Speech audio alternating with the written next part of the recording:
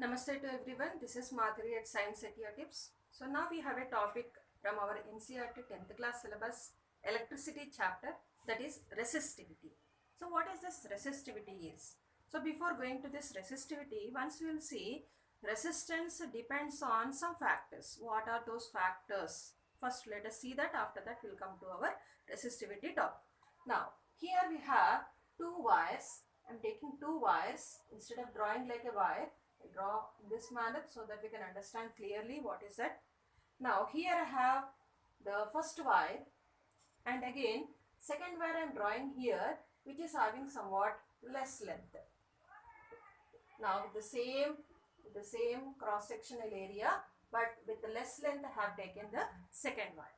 So first wire and second wire, if you observe, electron wanted to flow from here to here, from one end to the another end it wanted to flow. So whenever the electrons are flowing, in opposite to the electron flow, current flow will be there, as we have seen before. So positive charges, the flow of the positive charges is nothing but the current flow, and electrons will be flowing every time opposite to the current flow, that already we know. So here what happens in the first and second diagrams, if you observe, same cross sectional area is there for both the wires, but length is more for the first one than the second one. So here what happens, whatever the obstacles are there for the electron flow, that is nothing but the resistance will be more if the distance is more. Means if the length of the wire is more, the chance of getting many number of obstacles. What are the obstacles here actually? The different types of not the types, different, all the metal atoms whatever are present, and the remaining electrons also. If this electron wanted to flow here, some other electrons, different electrons from the other metal atoms also will be, they may be making some disturbance for this electron, right? So whenever, for example, if the bell is ringing, you wanted to go to home fast at evening 4 o'clock, then other children also will be making like an obstacle. If you are coming out from some cinema theater, after the cinema is completed, then you can see many different people will be there. Here crowd is there, you can't reach your home faster. On the road also, whenever you are going, traffic is there, all the people want to go home, but everyone is making obstacle for the others. Same like that here, every electron wants to go from one end to the other end, but it is making, one electron is making like an obstacle for the other electrons. So like that here, as many number of electrons are present here, the length is more, electrons are more, metal atoms are more, all these are making the obstacle. So here what happens, the resistance will be more here in the first one. But coming to the second one, compared with the first one, as the length is less, number of electrons anyway will be less, metal atoms are also less. So because of that, resistance will be less. Now first one, if you see, as length is more, resistance is more. Length is less, resistance is less. So from these two, what we can write, resistance of any conductor, resistance of any electric wire, metal wire, will be directly proportional to the length. L means here nothing but length, so R is nothing but the resistance. So resistance is directly proportional to length of the wire, right? Now what we will do is, we will take another diagram here, just forget about this first one. Now second and third will compare. So what I am taking here, to understand clearly, this side I will draw. So second and third we are doing here, we have taken something, the wire which is having more cross sectional area. Now here second and third, if you compare, in these also electron wants to flow, electron wants to travel from one end to the another end. So whenever it is traveling, what happens here, as the cross sectional area is more, here also metal atoms are there, electrons are there, here also they are there, but as the way is more here, what happens, electron can go easily. On a wide road, traffic will be less compared with a narrow road.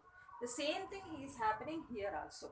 Here what happens, as the area is more, electron can choose any other place also, so that it can easily move from one end to the other end. So because of that, what happens here, electron flow is very easy. Means what is less here, resistance is less. Now comparing these two, resistance is more here, resistance is less. Comparing these two, what you can observe here, cross-sectional area is increasing, resistance is decreasing. Cross-sectional area decreases, resistance increases. Like that, we can say that R is inversely proportional to A. A means here nothing but cross-sectional area. Many of the students will do small mistake here, children. They will say that while writing they will write like this only, but while saying they will say that R is inversely proportional to 1 by A. It becomes like minus of minus. So don't say like that. You say that R is inversely proportional to A, directly proportional to L, but not R is inversely proportional to 1 by A. 1 by A means nothing but inversely proportional only. Here only the meaning is coming. So no need to say again 1 by A. So R is directly proportional to L. R is inversely proportional to A. From these two, what we can say, R is proportional to, what is R here actually? Resistance. What is L? Length of the wire. What is A? Cross-sectional area. Cross-sectional area increases, resistance decreases. Cross-sectional area decreases, resistance increases. Length increases, resistance increases. Length decreases, resistance decreases. So from these all we can say R is directly proportional to L by A. Here if you take small l or capital L, no problem. Any symbol we can write. Generally we use small l only.